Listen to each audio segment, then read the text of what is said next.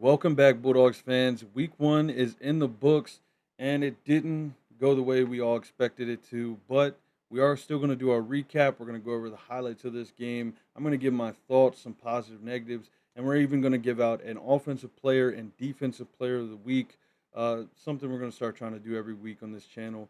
Thanks for all the support. We already reached 100 subscribers, so we're going to figure out how to do the giveaway this week sometime.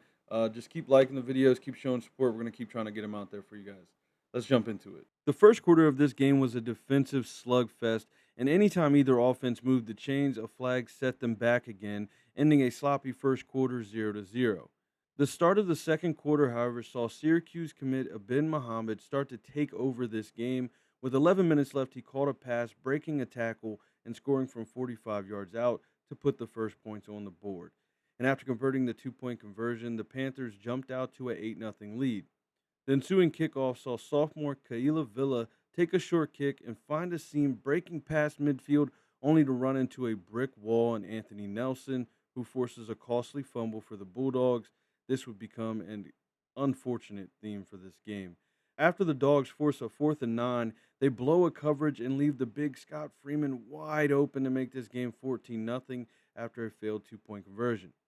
Once again, the Dogs get a great return near midfield, but it's negated due to a hold back inside their own 25.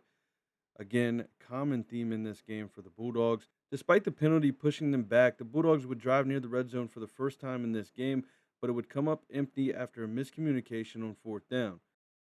Following Panthers drive sees them take a shot with 1:30 left, and Abin Muhammad makes a play again and scores an incredible touchdown to make it 20-0 following another failed two-point conversion by the Panthers.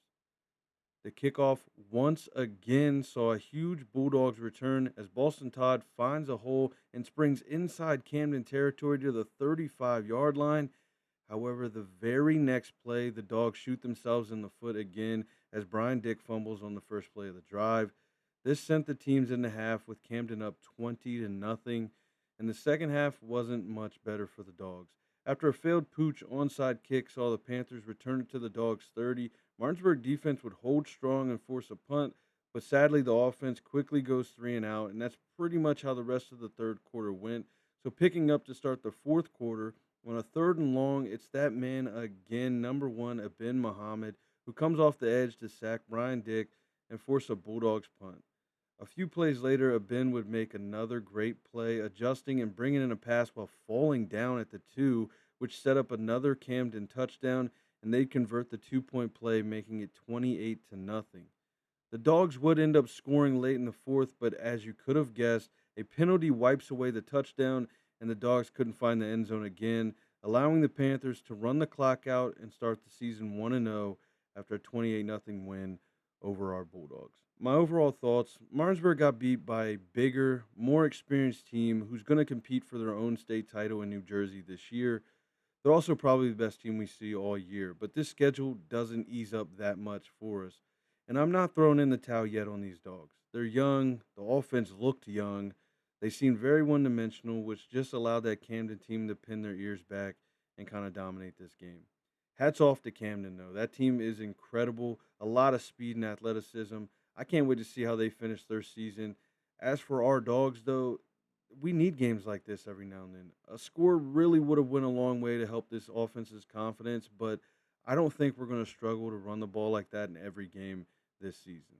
In our next video, we're going to break down the game Friday as Martinsburg travels to Huntington, who also got shut out by another powerhouse from a different state to start the year. So both the top teams in West Virginia should be motivated for that game next week, and I'm excited to see Martinsburg bounce back. Now, before we wrap things up, we are going to start a Players of the Game segment, but it's just for the Bulldogs. And in my opinion, on offense, I chose Boston Todd. He had a great one-hand snag in the first quarter and that big kick return.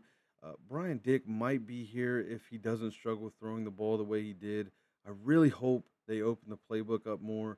I think this team's got a lot of good wide receivers and running backs, but hopefully we can just open it up more. On the defensive side, it could have been a few players, honestly. The defensive line played really good. The linebackers played really good. But I chose the guy with the biggest defensive play, and that was Ty Ricketts. He had a few stops near the line of scrimmage, behind the line of scrimmage, but the big INT really gave Martinsburg a chance. We just couldn't capitalize on turning the game around. This defense played pretty good outside of the few plays to Ben Muhammad, who was just on another level. Well, that's our recap for week one of the Martinsburg Bulldogs season.